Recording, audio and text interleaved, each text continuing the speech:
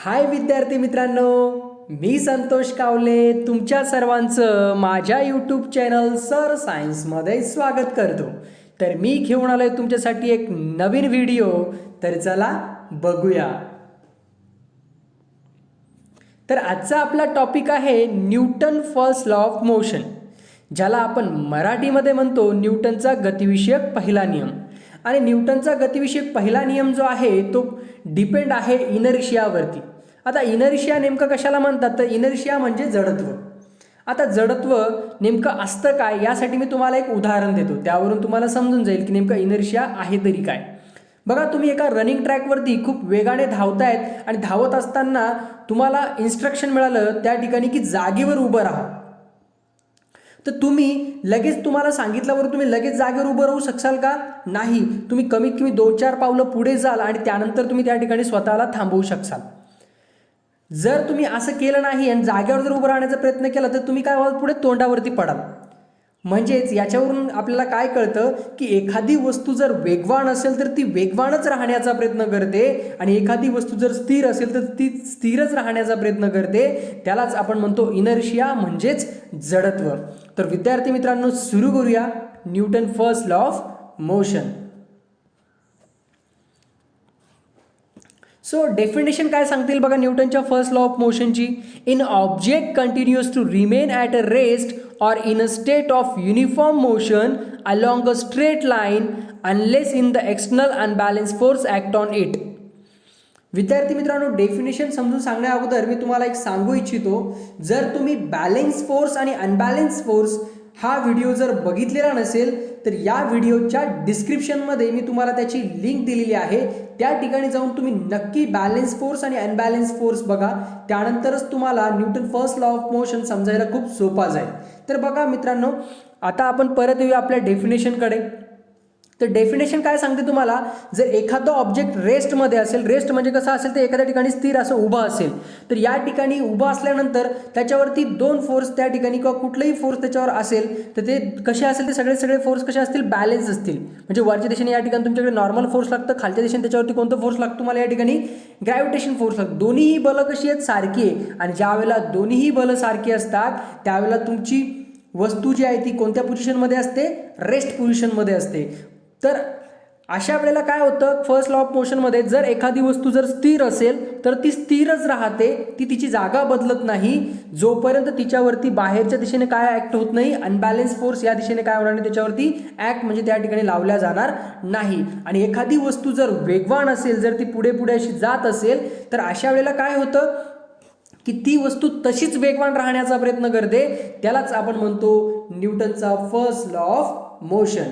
आता बघा, Newton first law of motion is also non as the law of inertia. बघा या ठिकाणी तुम्हाला सांगितलं बघा खाली की न्यूटनचा गतिविषयक पहिला नियम जो आहे त्या पहिल्या नियमाला आपण लॉ ऑफ इनर्शिया सुद्धा म्हणतो, म्हणजेच जडत्वाचा नियम सुद्धा आपण त्याला म्हणतो. तर विद्यार्थी मित्रांनो, हे समजून घेण्यासाठी आपण अगोदर इनर्शिया म्हणजे जडत्वाचे प्रकार कोणकोणते ते सगळ्यात पहिले बघू, त्यानंतर त्याच्यावरची काही उदाहरणं बघू. त्यावरून तुम्हाला Newton first law of motion खूप जास्त समजायला सोपा जाईल. तर विद्यार्थी मित्रांनो, सुरू करूया टाइप्स ऑफ इनर्शिया.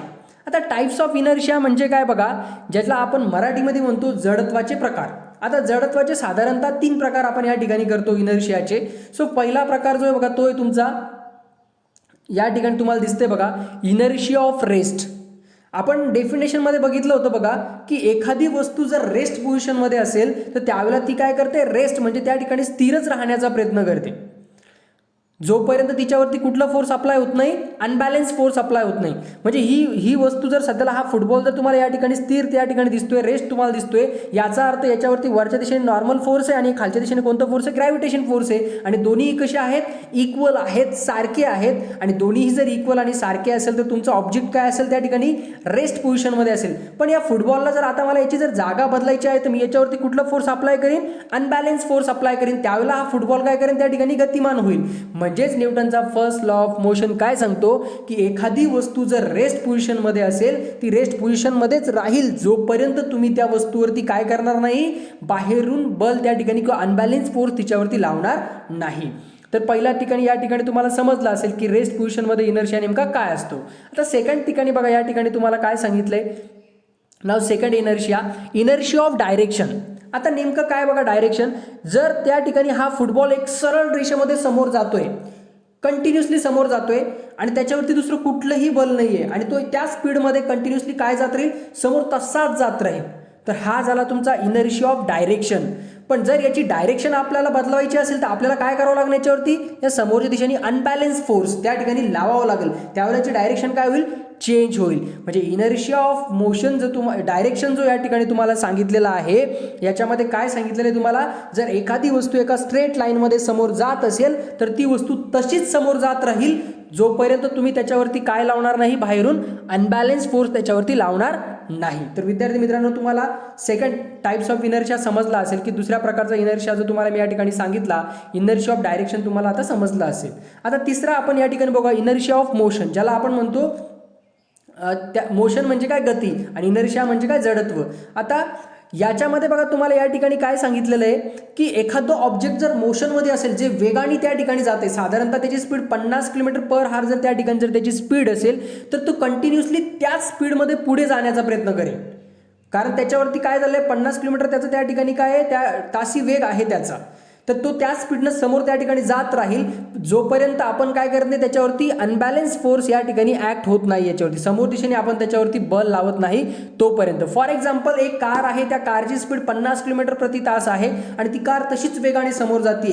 त्या कारवरती जोपर्यंत आपण त्या कारला ब्रेक त्या ठिकाणी लावणार नाही कारचे, तोपर्यंत ती कार थांबेल का, नाही.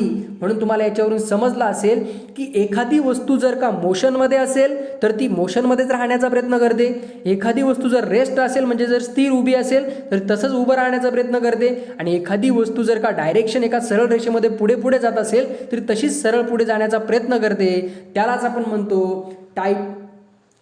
म्हणतो Newton first law of motion, आणि त्यालाच आपण म्हणतो तो लॉ ज्याच्यावर डिपेंड आहे तो आहे तुमचा इनर्शिया म्हणजे जडत्व. आता काही उदाहरणं आपण बघूया विद्यार्थी मित्रांनो, तुम्हाला अजून जास्त त्याच्यामध्ये क्लिअर होईल सगळ्या गोष्टी.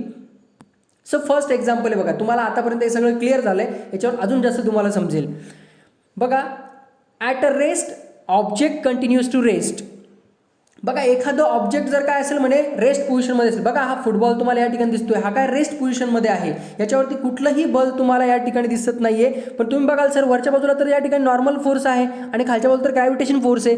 विद्यार्थी मित्रांनो, रेस्टमध्ये त्याच वेळेला असतो ऑब्जेक्ट ज्या वेळेला त्याच्यावरती दोन्ही बाजूने लावलेली बलं कशी असतात, सारखी असतात. आणि या ठिकाणी जर तुम्ही बघितलं तर वरच्या नॉर्मल फोर्स जो आहे त्यांनी आणि ग्रॅव्हिटेशन फोर्स दोघंही कसे आहेत, इक्वल आहेत, आणि दोन्ही जर का इक्वल असेल तर ऑब्जेक्ट काय असतो तुमचा रेस्ट पोझिशनमध्ये असतो. हे आपण बॅलन्स फोर्समध्ये बघितलं होतं बघा.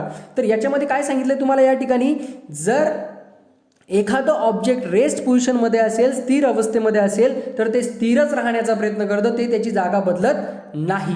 विद्यार्थी मित्रांनो, आता बघूया दुसरं उदाहरण, इनर्शिया ऑफ मोशन. आता बघा, in motion, continuous in motion.